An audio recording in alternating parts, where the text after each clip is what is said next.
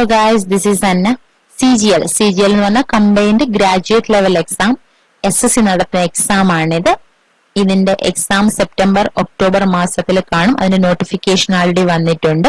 24-ാം തീയതി അപ്ലൈ ചെയ്യാനുള്ള last date ആണ്.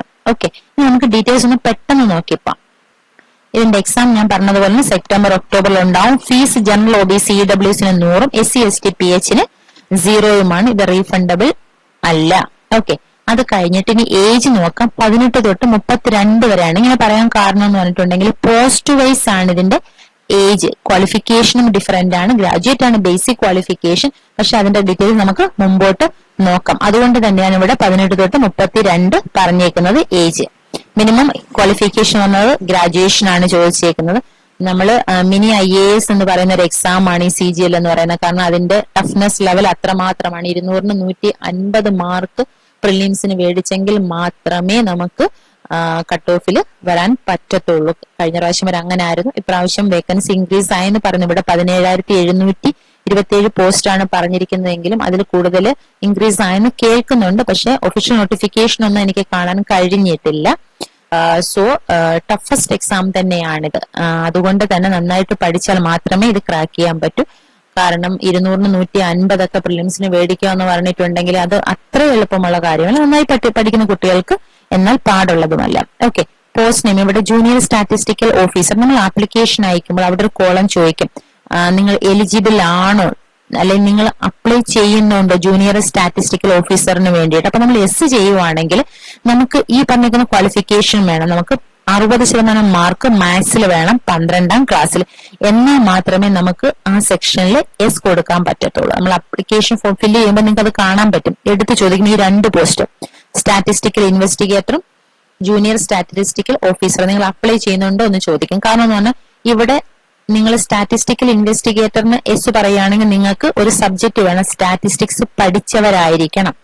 നിങ്ങൾ ജൂനിയർ സ്റ്റാറ്റിസ്റ്റിക്കൽ ഓഫീസറിന് അപ്ലൈ ചെയ്യുകയാണെങ്കിൽ നിങ്ങൾ 12ാം ക്ലാസ്സിൽ 60% മാത്സിന് മാർക്ക് ഉള്ളവരായിരിക്കണം. ഇല്ലെങ്കിൽ നമുക്ക് ഈ 2 പോസ്റ്റിനും അപ്ലൈ ചെയ്യാൻ പറ്റത്തില്ല. ബാക്കിയുള്ള പോസ്റ്റിന് ഗ്രാജുവേഷൻ മാത്രം മതി. ഓക്കെ, ഈ 2 പോസ്റ്റേ ഉള്ള വിഷയം കിടക്കുന്നത്. അത് നമ്മൾ അപ്ലൈ ചെയ്യുമ്പോൾ അവർ എടുത്ത് ചോദിക്കുന്ന കാര്യമാണിത്. ഓക്കെ, ഇനി ഡിപ്പാർട്ട്മെന്റ് വൈസ് ഏതൊക്കെ പോസ്റ്റ് ഏതൊക്കെ ഡിപ്പാർട്ട്മെന്റിലാണ്, അതിന് എത്ര ഏജ് വേണം എന്ന് പറഞ്ഞിട്ട് നിങ്ങൾക്ക് കാണാൻ കണ്ടോ. 20 തൊട്ട് 30 വയസ്സാണെങ്കിൽ ഇവന് 18 തൊട്ട് 30 വയസ്സാണ്. ഇത് ASOM ഇൻസ്പെക്ടർ റാങ്ക് ആണ്. അവിടെ 18 തൊട്ട് 30 ആണ്. താഴോട്ട് വേക്കൻസികൾ താഴോട്ട് പോകും തോറും ഏജും താഴേക്ക് തന്നെ വരും. അതെന്ന് പറഞ്ഞിട്ടുണ്ടെങ്കിൽ 30 വയസ്സ് വരെ ഓഫീസേഴ്സ് റാങ്കിൽ ASOയ്ക്കും ഇൻസ്പെക്ടറിന് മാത്രമാണ് ചോദിച്ചേക്കുന്നത്. താഴെ നമ്മൾ നോക്കുകയാണെങ്കിൽ ഇവിടെയും 18 തൊട്ട് 30 വരെ ഇത് ASO ഒക്കെയാണ്. ഡിവിഷണൽ അക്കൗണ്ടന്റ്, SI ആ ഒരു റേഞ്ചിലുള്ള പോസ്റ്റുകളാണ്. ഇനി നമ്മൾ പേ ലെവൽ 5ലുള്ള നേരത്തെ കണ്ടത് നമ്മൾ 7 ഒക്കെ ആയിരുന്നു കണ്ടത്. 6, 7 ഒക്കെയാണ്. 6ഉം 7ഉം ആണ് കണ്ടത്. ഇത് 4ലോട്ട് വരികയാണെങ്കിൽ നമ്മളെ പോസ്റ്റൽ അസിസ്റ്റന്റ് ഒക്കെ അല്ലേ, അതിനാണ് ഏജ് 18 തൊട്ട് 27. താഴോട്ടുള്ള റാങ്കുകൾ നമുക്ക് കിട്ടുവാണെങ്കിൽ നമുക്ക് ഈ പോസ്റ്റുകളൊക്കെ ആയിരിക്കും ലഭിക്കുന്നത്. അപ്പൊ അതിനകത്ത് ഏജ് എന്ന് പറയുന്നത് 18 തൊട്ട് 27 വയസ്സ് വരെ ഉള്ളവർ ആയിരിക്കണം. ബാക്കി ഇനി നമുക്ക് SSCയുടെ സൈറ്റിൽ കയറുകയാണെങ്കിൽ നിങ്ങൾക്ക് ഇത് കാണാനും പറ്റും. ഒരു സെക്കൻഡ് നോട്ടിഫിക്കേഷൻ ഞാൻ കാണിക്കാം.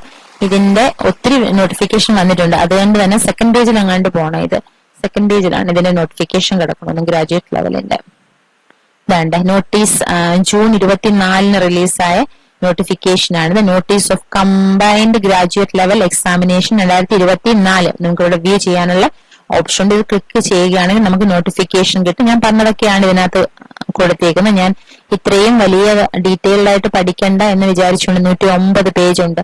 അതുകൊണ്ട് പഠിക്കണ്ട എന്ന് വിചാരിച്ചാണ് നിങ്ങളെ ഷോർട്ടായിട്ട് ഇമ്പോർട്ടന്റ് ഉള്ള കാര്യങ്ങൾ പറഞ്ഞേക്കുന്നത്. കാരണം നിങ്ങൾ ക്വാളിഫൈഡ് ആണെങ്കിൽ മാത്രം മുമ്പോട്ട് വായിച്ചാൽ മതിയല്ലോ നോട്ടിഫിക്കേഷൻ ഡീറ്റെയിൽഡ് ആയിട്ട്.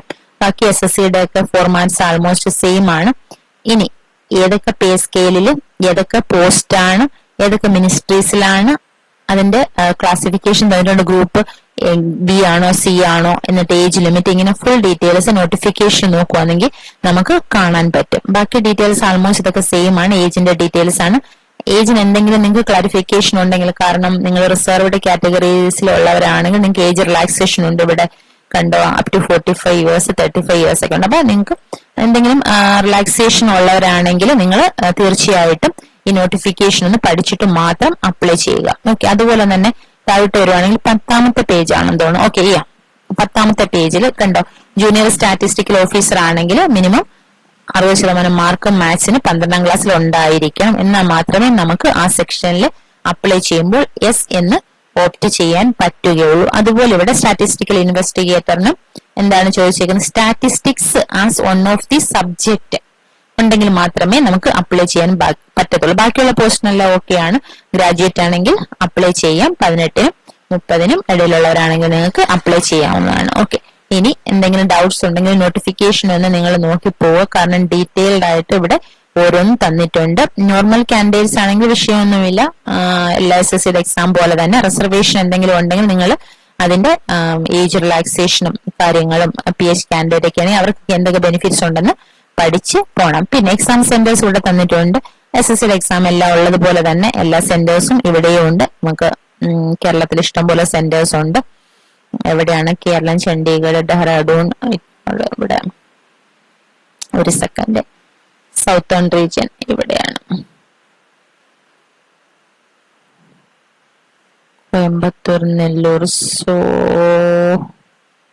കേരള ഇവിടെ പോയി താണ്ടേ, കർണാടക ആൻഡ് കേരള നമുക്ക് ഇവിടെ ഉണ്ട്. ഈ സെക്ഷനിലാണ് കർണാടക കേരള റീജിയനിൽ സെന്റേഴ്സ് എല്ലാം ഇവിടെ കൊടുത്തിട്ടുണ്ട്. നമ്മൾ സ്യൂട്ടബിൾ ആവുന്ന സെന്ററുകൾ അപ്ലൈ ചെയ്യുന്ന സമയത്ത് പ്രിഫർ 3 ഓപ്ഷൻസ് ചോദിക്കും. അപ്പൊ 3 നമുക്ക് കൊടുക്കാൻ പറ്റുന്നതാണ്. ഓക്കെ, ഇത്രയൊക്കെയുള്ള. ബാക്കി ക്വിക്കായിട്ടുള്ള ഡീറ്റെയിൽസ് ഞാൻ നിങ്ങൾക്ക് കാണിച്ചു തന്നു. ഇവിടെ എല്ലാം ഡീറ്റെയിൽഡ് ആയിട്ട് തന്നെ തന്നിട്ടുണ്ട്.